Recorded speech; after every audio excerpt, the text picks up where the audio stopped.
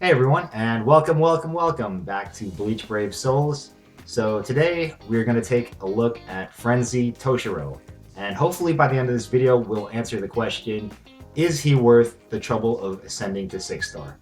Now, being a Frenzy character, he doesn't have great stats or great 6 star upgrades, but what he does have is the dual soul trait, meaning he has two abilities on his soul trait.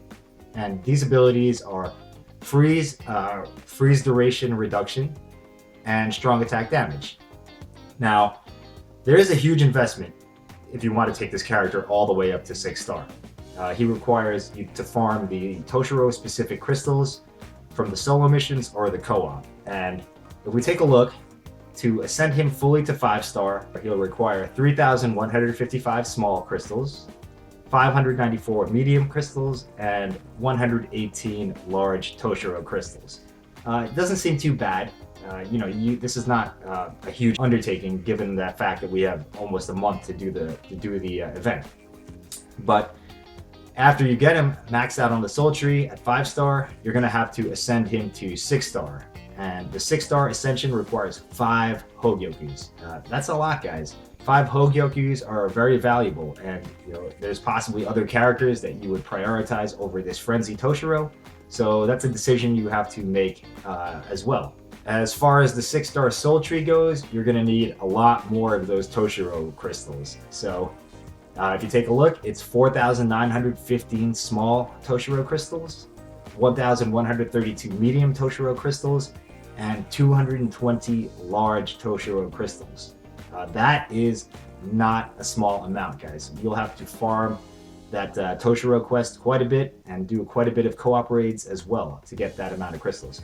If we total it all up, for those of you who just want to farm the crystals and then wait on the ascension, you're going to need 8,070 smalls total, 1,726 mediums total, and 338 large total. Now, even if you don't want to ascend him right away, it might be a good idea to get this amount of crystals so you can do it in the future, because who knows if this event will be available again. It's a flip of a coin, really. So the only other option once this event is over for increasing the soul tree will be to spend a large amount of spirit orbs. So if you're unsure, I highly recommend that you at least get this amount of crystals, so you can do it sometime down the road. Alright, so we looked at the requirements for taking this character all the way up to 6 star. Fortunately, he does not require any raid characters or normal jewels, so that's a plus as well. And we do have, as of the recording of this video, about 3 weeks left to get this amount of crystals. So it's a lot of time, guys. If you do a little every day, it's manageable.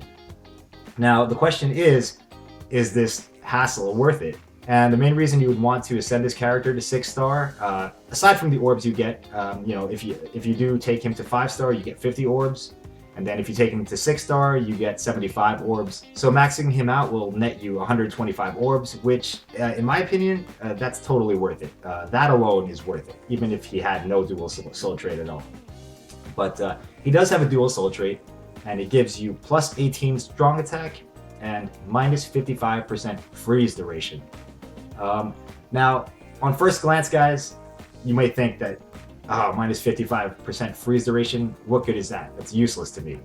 But if you think about it a little more, it actually does have quite a few uses. Specifically, if you look at the characters Hyorin Maru and Halloween Toshiro, these characters already have a baked-in freeze duration reduction. So if you add this link to those characters, it will give them total immunity to freeze. Now, this is a very situational benefit, but it is a benefit that comes at very little cost. Basically, you sacrifice 2% strong attack damage for full immunity to freeze on these characters. And these days, we see a lot of freeze in raids and actually in PvP, because some of the top tier PvP characters have freeze status ailments. So at this point, you're probably thinking, oh, it's only applicable to 2 characters. It only benefits 2 characters. Well, this is not entirely true, guys. If you have an accessory known as the Spirit Core is a 5-star accessory, which is actually pretty tough to get, but you may or may not have one. It reduces status ailment durations by 30%. And at 5-star, it gives you a secondary effect as well. So this applies to all status ailments like poison, burn, freeze, paralysis, confusion, and weakening.